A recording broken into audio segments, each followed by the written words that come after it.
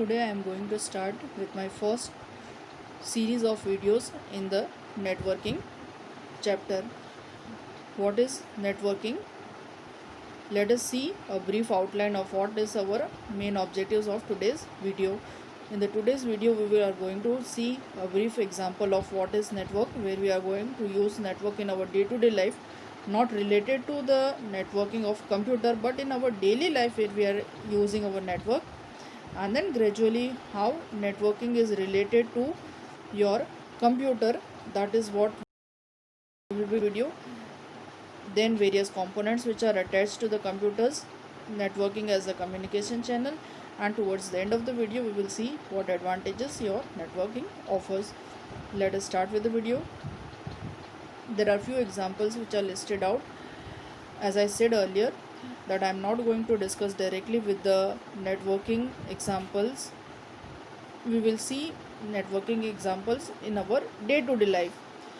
We are very well aware that the road, railways, canals, all this are very well connected with the rail tracks. You find the railways connected with the highways. You find the various cities and this country is connected through this.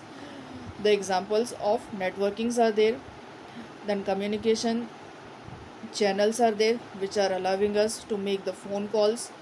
And another examples which is there is an examples of the ATM machineries, hospitals, which are real life examples in which we are not using our networking. The road examples which is there in the next side diagrams. With the help of this, roads which are interconnected with us allows us to move from one location to the another. That is the computer networking. But when this such kinds of connections, when we make it in the computer, we call it your network. Let us see what is a network. A network is consisting of multiple devices. When they are connected with one another, we get a network. And what is the purpose of connecting them? The purpose for connecting them is to the resources. And what are those resources?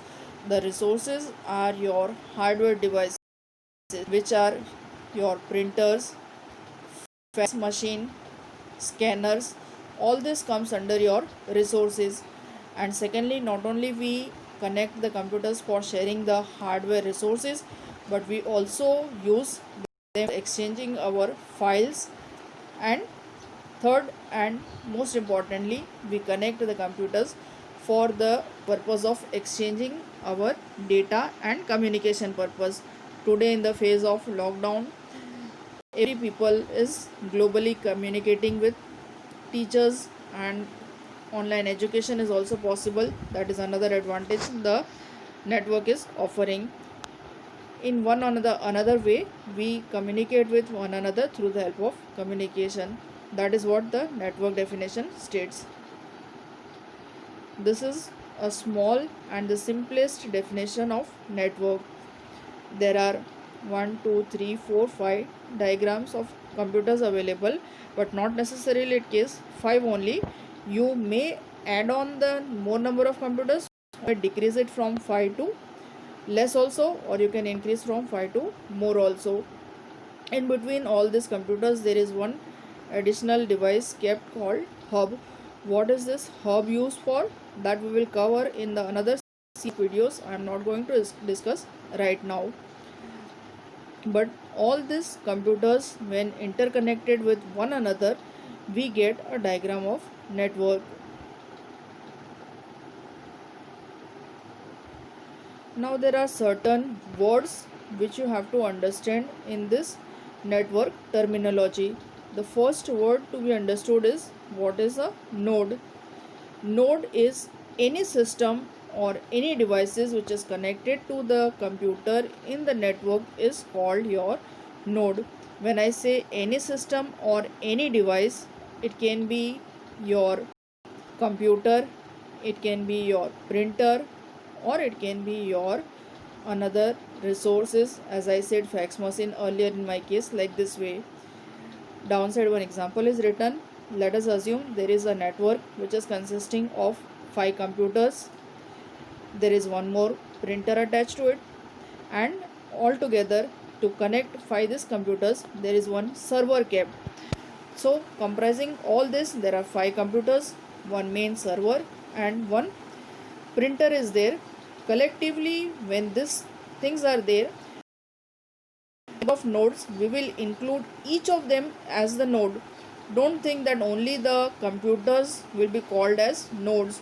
Node includes not only your server machine, not only your another computers also, but it includes all the additional resources, printers, fax machine, etc, etc. If I go back to the previous diagram, just to make the concept clear, I am going back. In this diagram, 1 2 3 4 5 computers plus one printer, 6.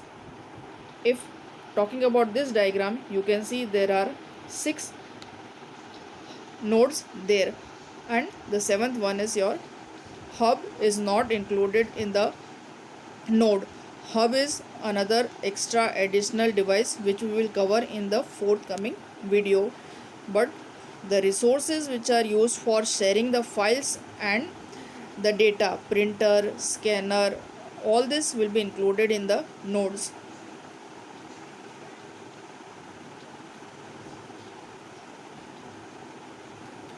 Next terminology which you are supposed to understand is the word called sender. Who is said to be the sender? Sender is the device which will send the data message. It is either a computer, or it can be a workstation, it can be a telephone or video camera, and henceforth something else also. So the one who is requesting or sending the data is said to be the sender. Next, definitely the question is very obvious. Somebody is sending the data, at the other end there must be somebody to receive also the data. So the one who receives the message is said to be the receiver. Again, the receiver has to be a computer, or it has to be a workstation or the telephone handset, or it can be your fax machine. Like this way, the receiver can be in the form of fax also. The sender can send the fax data also, and the receiver can receive the fax files also.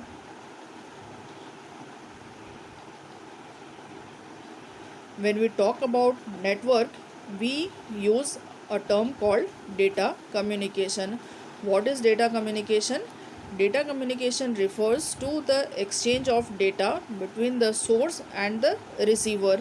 Right now I just explained what is the who is said to be the source, and source is one who is sending the data, that is the sender. So how you are sending the data and how the receiver is receiving the data, that is said to be the data communication. There has to be a definite method for sending the data and receiving the data. Randomly there should not be the data sent, and randomly it cannot be received. There is a fixed method for sending and receiving the data, that is called the data communication. The transmission media is there, which is in the form of cable wire. This whole full-fledged diagram will give you more better idea. A sender is sending the data. That sender, whatever data it is sending, it is going through the transmission media, and whatever the sender sends is called as message. This is just the diagram, but backside in my 4th slide coming, you will get a complete. Let us proceed ahead. When we talk about the communication channel, there are 5 terms to be understood. Those 5 terms are first and the foremost called message. What is message? A message is either the data or the information which is supposed to be transferred from one computer network device to the another one. Whatever the sender is sending and the receiver is receiving, that is called your message. Second terminology and third terminology called sender and receiver I already explained. Just a snap recap. A sender is the device who is sending the message, and the receiver is the one who is receiving the device. Again, both are supposed to be your physical components. It can be either your telephone line, a computer, or a fax machine. Both of all these things are possible. The sender is supposed to send the message and the receiver is supposed to receive it, but the message is supposed to be in the soft copy form, and the sender and receiver are your hard copy devices. The fourth component is your transmission media. We have decided what we are supposed to send, that is, the message is decided, the sender is decided, who is sending is decided. Out of the 5 PC number 1 is sending, PC 4 is receiving. So sender is your PC 1, receiver is your PC 4. What is the message? Let us assume we are sending an email. So message is right now your email, but through what transmission media it will go? That will be the channel. It will be transmitted through the cable wire if it is in the nearby location. A LAN connection is there which is in the short range of one small office or one small room.